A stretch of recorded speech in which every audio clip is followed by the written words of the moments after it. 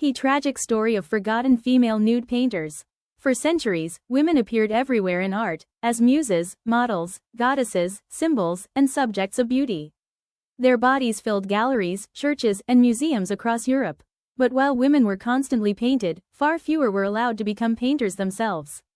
And among the women who dared to paint the nude body, many were pushed into obscurity, ignored by institutions, excluded from academies, or erased from history almost entirely.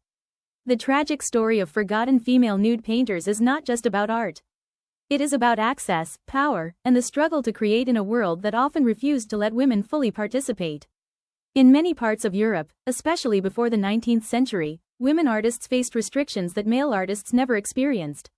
One of the greatest barriers was access to anatomy and life drawing classes. Studying the nude human body was considered essential for mastering painting, but women were often forbidden from attending sessions with nude models. Society considered it inappropriate, immoral, or dangerous for women to observe the naked body professionally. This created a cruel contradiction. Male artists were praised for studying anatomy and realism, while women were denied the very education required to compete at the highest artistic level. As a result, many female painters were pushed toward acceptable subjects such as still life, domestic scenes, or portraiture.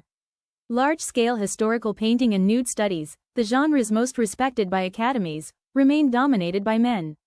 Yet despite these obstacles, some women fought their way into artistic history. Artemisia Gentileschi became one of the most remarkable painters of the Baroque era, creating emotionally powerful works in a world deeply hostile to female artists. Her paintings carried intensity, violence, and psychological realism rarely acknowledged in women's work at the time. But even today, her personal trauma often overshadows discussion of her artistic mastery. In the 19th century, artists like Suzanne Valadon challenged conventions further by painting the nude body from a female perspective. Valadon herself had once worked as a model for male painters before becoming an artist. She understood intimately what it meant to be observed, interpreted, and transformed into an image. Her paintings disrupted traditional representations of the female nude by giving women physical weight, presence, and individuality rather than idealized fantasy. Still, many women artists disappeared from historical memory. Museums collected works by men. Academies promoted male careers. Critics often described women painters as minor artists regardless of technical brilliance. Even when female artists achieved recognition during their lifetime, later generations frequently excluded them from official art history narratives. Some paintings were lost. Others remained hidden in private collections. Many artists simply stopped painting after marriage, financial hardship, or social pressure. Their careers dissolved quietly, leaving behind only fragments of names and unfinished stories. What makes this especially tragic is that women were not absent from art history, they were systematically overlooked within it. Modern scholarship has slowly begun recovering these forgotten voices. Museums now re-examine archives, restore neglected paintings, and rebuild histories that were ignored for generations. Art historians increasingly ask not only who was painted, but who was prevented from painting. And when these forgotten works finally reappear, something becomes clear.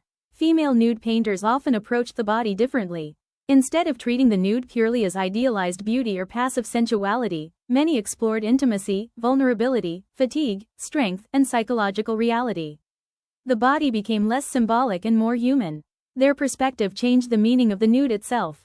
The tragedy is not only that these artists suffered exclusion, it is that the art world, and history, lost countless visions of humanity because so many women were denied the freedom to create openly. And even now, many of their names are still waiting to be remembered.